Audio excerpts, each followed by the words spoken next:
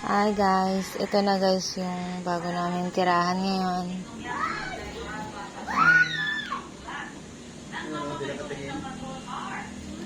So, malaki naman po ang space niya.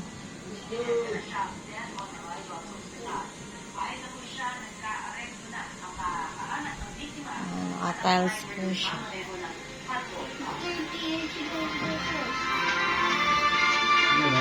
Handa na ang anti-ito coalition sa kanilang pagbabalik sa West Dito tayo. kanilang civilian mission. Ito yung okay na rin po siya.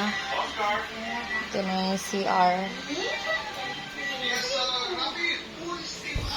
Ang CR.